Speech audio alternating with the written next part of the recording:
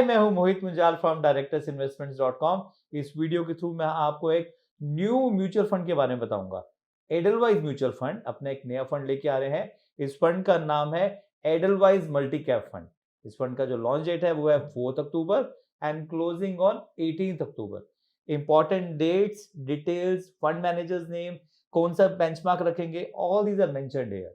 आप देख सकते हैं एडलवाइज म्यूचुअल फंड ये जो लेके आया एडलवाइज मल्टी कैप फंड, इस फंड की क्या स्ट्रेटेजी रहेगी, क्या इस फंड में इन्वेस्ट करें, क्या इस फंड को स्किप करें। इस वीडियो को एंड तक देखें end then you will have an exact idea कि क्या इस म्यूचुअल फंड में इन्वेस्ट करें या नहीं करें।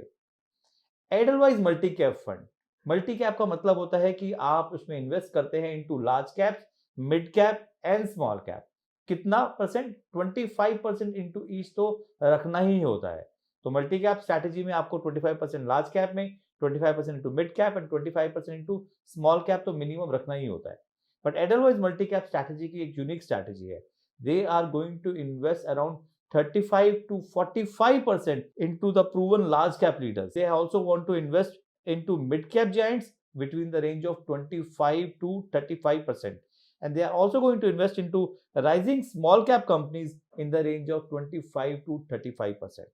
Company का special focus है that they want to focus more onto the mid cap segment as well as onto the small cap segment. तो ये एक अच्छी स्ट्रैटेजी है कि कहीं ना कहीं वो इन्वेस्ट करें into the proven companies which are into the mid cap as well as the rising companies which are into the small cap. और ये सब क्यों कर रहे हैं, इसके पीछे क्या रीजन है? कुछ स्टैटिस्टिक्स पे आपकी नजर डालता हूं। इंडिया की जो वर्किंग पॉपुलेशन है that is expected to exceed more than 100 crore. जो वर्किंग पॉपुलेशन है which is going to be more than 100 crore, तो आप समझ सकते हैं कि वो कितना रेवेन्यू जनरेट करेंगे। इसके साथ साथ India to have more than 50% of the household into the middle and the higher income groups. तो आप समझ सकते हैं कि अगर 50% से ज्यादा की जो हाउस होल्ड हैं उनके पास अगर इनकम ग्रुप जो है वो मिडिल इनकम होगा या हाई इनकम ग्रुप होगा, तो उनके पास एक परचेजिंग पावर होगी। परचेजिंग पावर से वो कुछ भी खरीद सकते हैं, like TV, fridge, washing machine etcetera. तो उनकी जब परचेजिंग पावर बढ़ेगी definitely the demand will increase, and जब डिमांड बढ़ेगी तो प्रोडक्शन बढ़ेगी, जब प्रोडक्शन बढ़ेगी तो एम्प्लॉयमेंट बढ़ेगी। तो कहीं ना कहीं एक साइकिल चलता ही रहता है और कहीं ना कहीं इनकम सबकी बढ़ती है।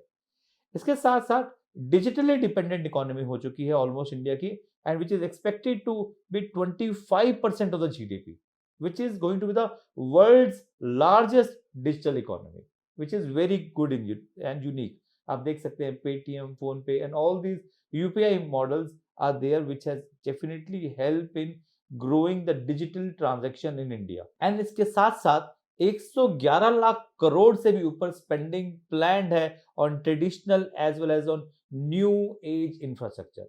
तो जब स्पेंडिंग होगी इंफ्रास्ट्रक्चर्स पे तो कहीं ना कहीं जॉब जनरेट होती है एंड उसके साथ साथ मनी रोटेट करता है इकोनॉमी में।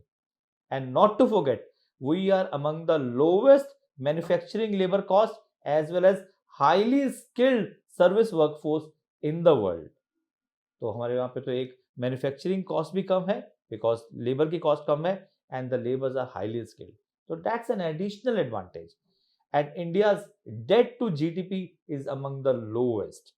ये एक और एडवांटेज है from an economy point of view. So इन सब पैरामीटर्स को देखते हुए हमें लगता है कि एडलवाइज का मल्टी कैप फंड एक सही स्ट्रैटेजी लेके आया है और वो इन्वेस्ट करेगा into the mid cap segment as well as small cap segment as well as into the large cap segment.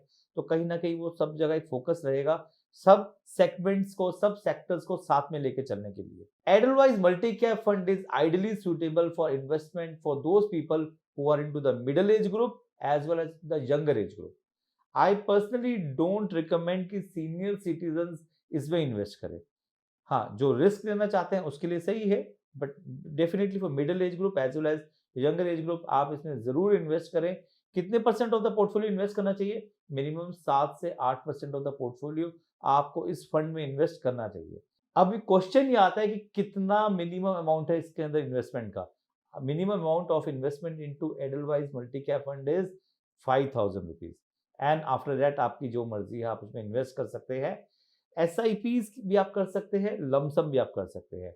मैं आपको सजेस्ट करूंगा कि आप इसमें लमसम जरूर इन्वेस्ट करें और साथ साथ एक एसआईपी जरूर चलाएं, और एसआईपी आप लॉन्ग टर्म के लिए करें। ये एक बहुत ही अच्छी स्ट्रैटेजी है, कंसेप्ट अच्छा है, इस अपॉर्चुनिटी को मिस ना करें। टैक्सेशन क्या है इसका? इसमें इक्विटी टैक्सेशन आएगा। तो इसका मतलब अगर आप 1 साल से पहले पैसा निकालेंगे तो 15% का टैक्स है, 1 साल के बाद निकालेंगे तो 10% का टैक्स है। इन अ नटशेल मेरे पर्सनल ओपिनियन के हिसाब से मेरी रिक्वेस्ट है, आप इस एनएफओ को मिस ना करें, आप इसमें इन्वेस्ट ज़रूर करें। जितनी आपके पास क्षमता है, जिस हिसाब से आपका बजट है, उस हिसाब से आप इसमें ज़रूर इन्वेस्ट करें। इस एनएफओ को आप स्किप ना करें।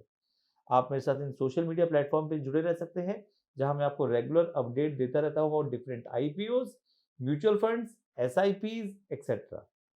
आप मेरे यूट्यूब चैनल को लाइक एंड सब्सक्राइब जरूर करें।